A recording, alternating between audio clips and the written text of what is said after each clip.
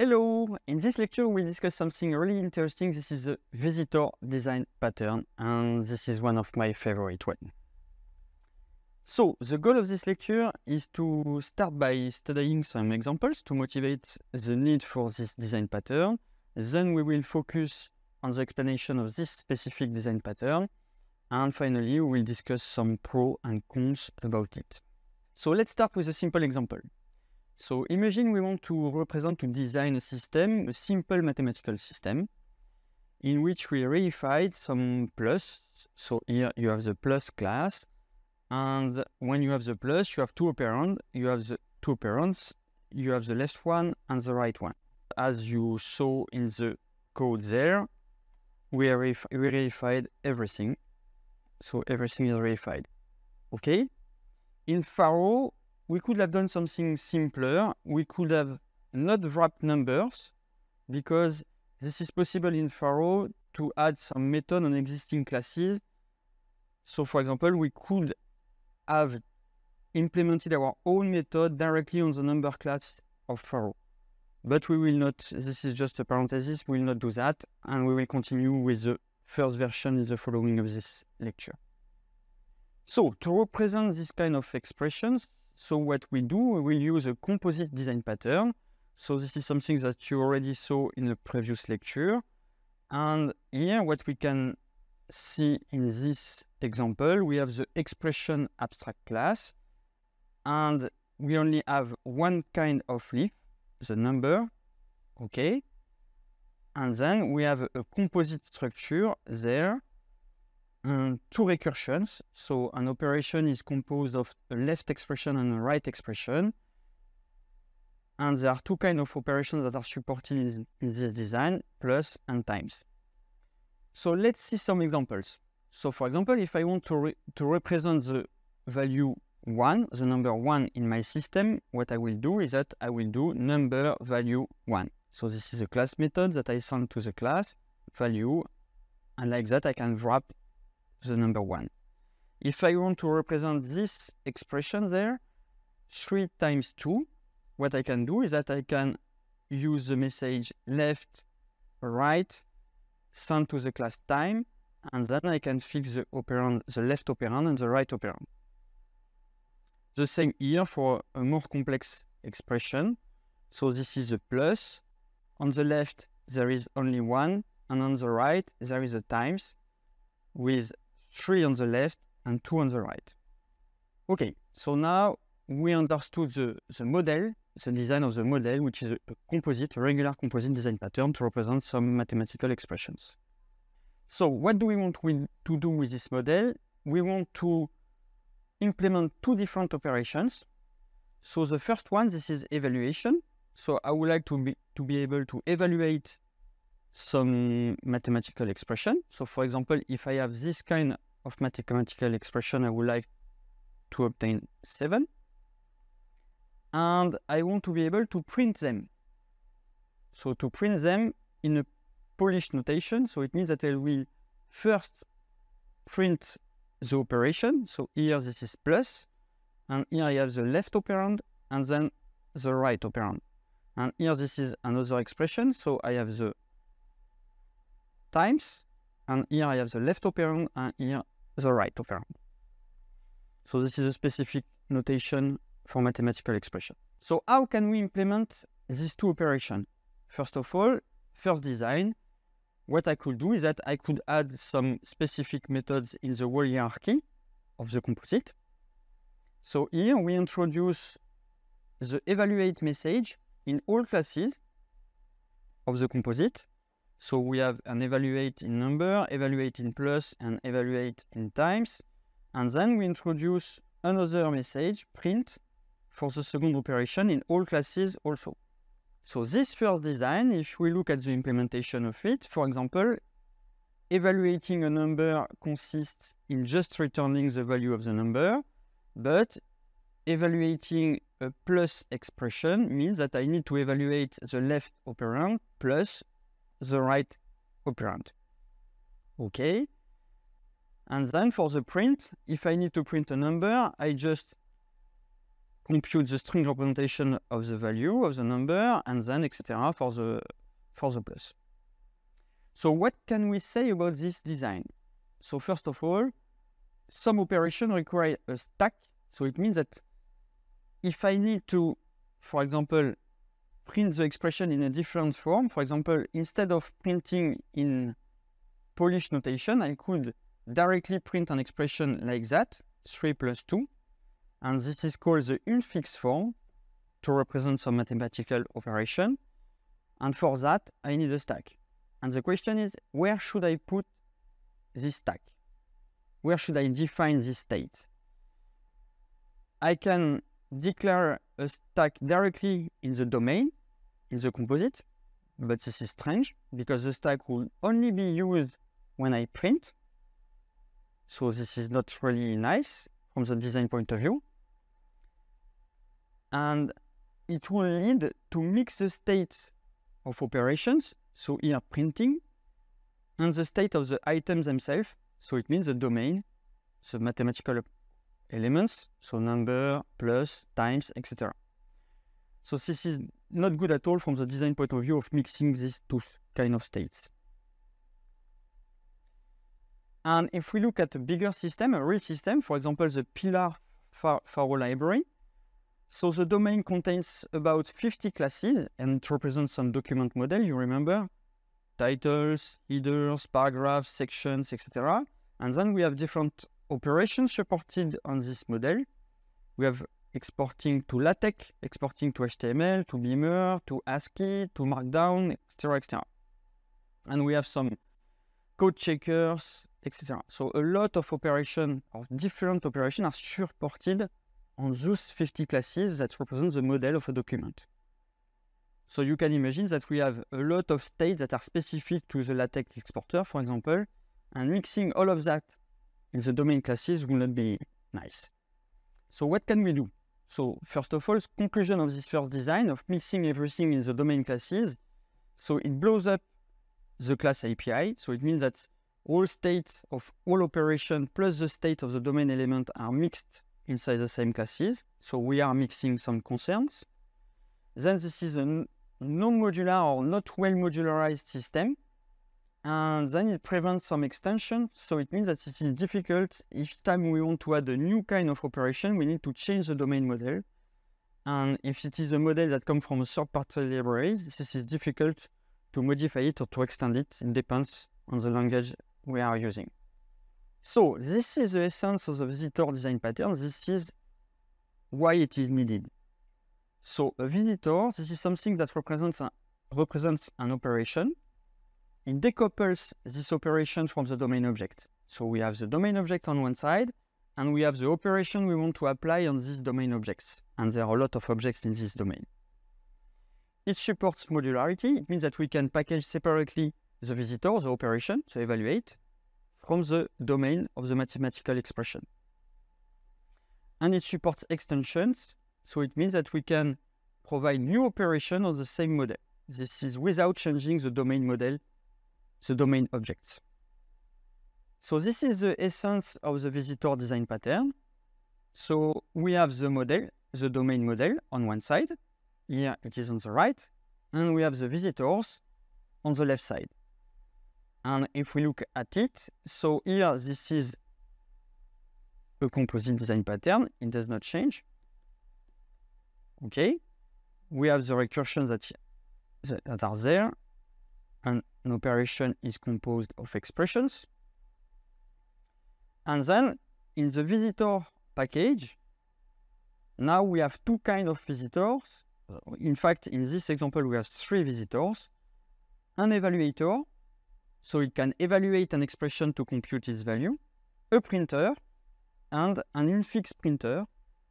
So here it can print the expression in Polish notation, and here in infix notation using a stack, and the stack is well defined and well modularized in the infix printer.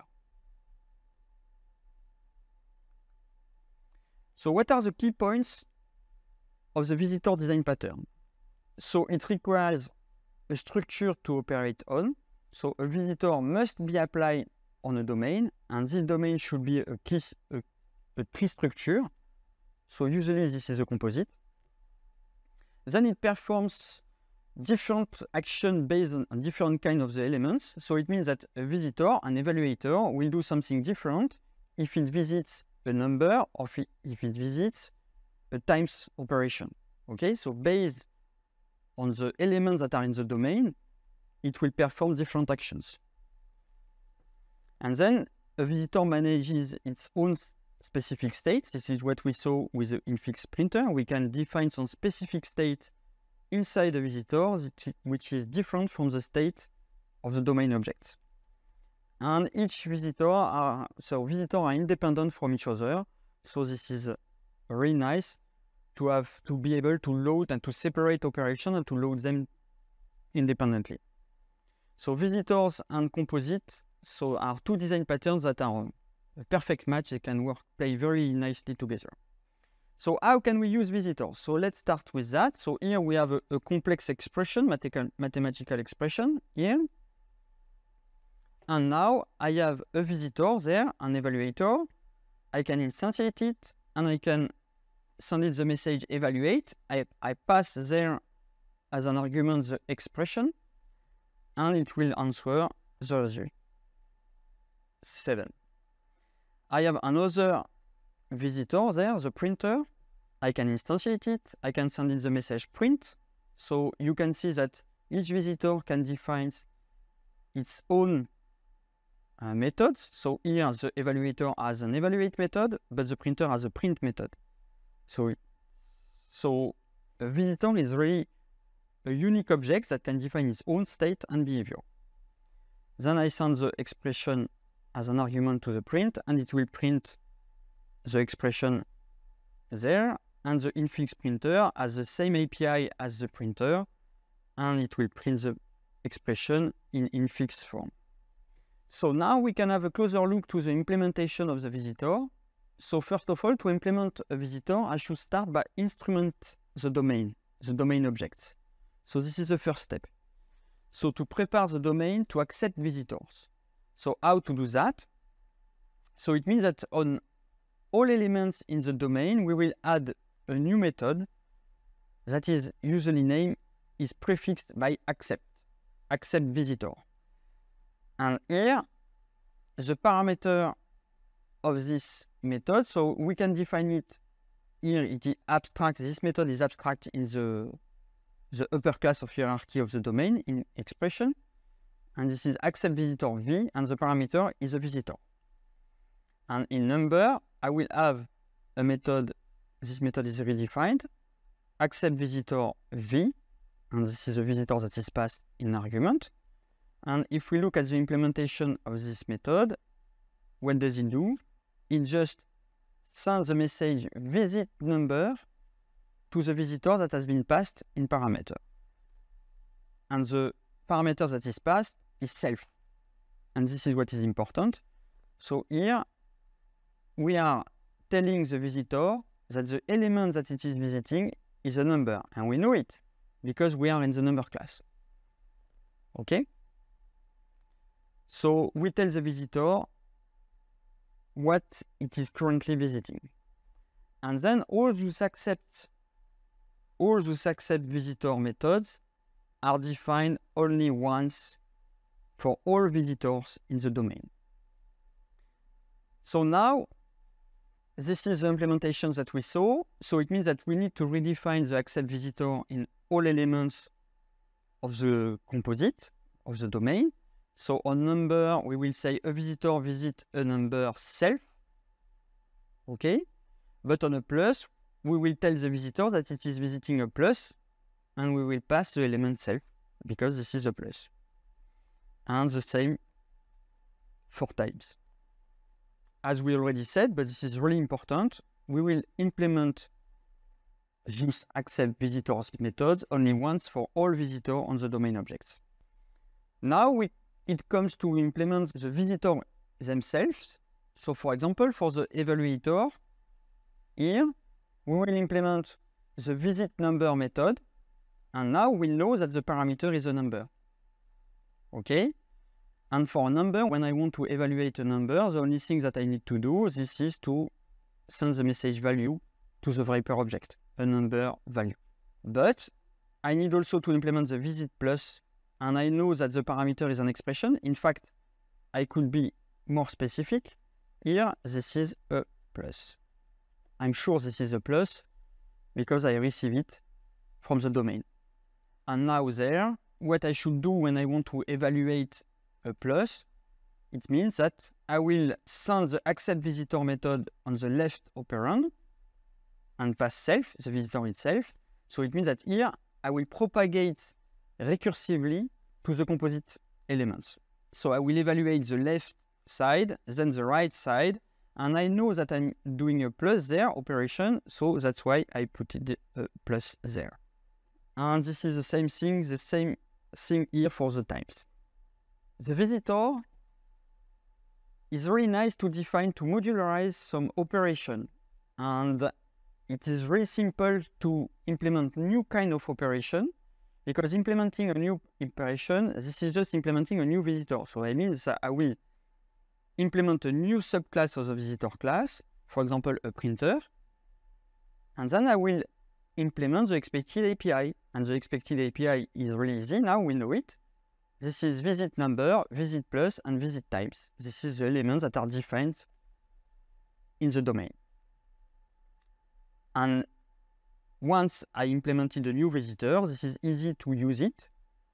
So to use it, I could do an expression accept visitor printer new. So here, this is my new visitor. Or I can do something simpler, the reverse. If I define the print method inside the visitor, I could do printer new print an expression. So step back a little bit and try to really understand, did you really understood the subtle interaction between accept visitor and visit methods? And this is the key point to really understand visitor. So we will go back to it more in detail. When I send a message to a printer, so when I have a printer object there, and I send it the message print, okay, and I pass an expression to print. So what happened? So here the printer will answer, so we will find this method, and inside this method, what does it do? Basically, it just dispatch, so we don't know what is this expression there. We don't know if it is a simple object, a leaf in the composite, like a number, or if it is a more complex expression, like an operation, a plus, a times, or whatever. So, and we don't want to test specifically in the visitor code. So what we will do is that we will do a dispatch. We will send a message accept visitor to the expression, and this is the right method that will be selected. If you remember correctly, we already spoke about that. Sending a message is making a choice. It means that the system will select the right method to execute. So here, if it is a number, this is this method that will be executed. But if it is a plus, this is this method that will be executed. Okay? So this is the first dispatch. And the right expression element will answer accordingly. And now that we are there, imagine it was a plus. If the expression there was a plus, it means that it is this method that will be executed. And here, what we will do inside the implementation of this method, if you remember when we instrumented the domain, we implemented it like that, a visitor visit plus self. So it means that we will do a second dispatch, and we don't know which visitors we have in this variable, but this is the right visitor that will answer correctly. So if it is a printer or an evaluator or whatever, it will execute its visit plus method. So in this case, it will be this one, passing self, so the expression plus. So when we are executing in a visitor the visit plus method, we are sure that the variable in parameter p is a plus. And this is the second dispatch. So this is why we said that the visitor design pattern is based on double dispatch. There is a first dispatch from the visitor hierarchy to the domain hierarchy, and a second dispatch from the domain hierarchy to the visitor hierarchy. So this is the core mechanism of the visitor design pattern. If you look at it, there is no there are no conditional checks in the code, not at all. We never test the specific node elements that we have or the specific visitors that we have. And this double dispatch provides the decoupling between visitors and domain objects. So this is really nice from the extensibility point of view. And it provides also a decoupling between the different visitors. So now the question that you really understood the visitor design pattern is, when should you use it? So the idea is that you should use it when you want to implement some specific operation on structured graphs or trees or things like that. For example, let's give some examples. If you have a parse tree, this is a tree that represents a piece of code, okay, like a program node. And inside this program node, you have a bunch of expressions and things like that. And you want to use a visitor because you will implement different visitors, one specific for the compilation. You will emit some bytecodes in a code string. Another one for pretty printing, for example. You will analyze the parse tree and you will send some errors. Also, you will provide some hints to the syntax highlighting if there is an error or something like that, or to provide some specific colors to variables or things like that. You could have a lot of different operations on parse trees. And then another example, this is rendering document. This is what we saw with the pillar example. So here you have different exporters. You have a document model, and then you want to export this document to a specific format. Could be HTML, LaTeX, whatever. If the element of the composite, a specific challenge to the visitor design pattern is when the elements of the composite change. It requires to change all the visitors and to implement some more accept methods and more visit methods. So this is when you have more dynamicity in the composite, this is difficult for the visitor. And this is related to the expression problem in statically typed languages. As a conclusion, what we saw, this is a visitor design pattern. We saw that it is a very, very nice design pattern from the extensibility point of view and the modularity point of view. You can really modularize some operation in specific packages outside of the domain. Okay, and it is based on the double dispatch that makes it plug and play. So it means that you will instrument your domain object only one time and it will work for all visitors. On the cons side, it can look complex. So it means that this is a design pattern that in the first understanding is a little bit complex because of this tricky interaction between accept and visit methods. And it's not well adapted to changing structures. This is what we said at the end. If we change completely the node, you need to re-implement a lot of things in the visitors.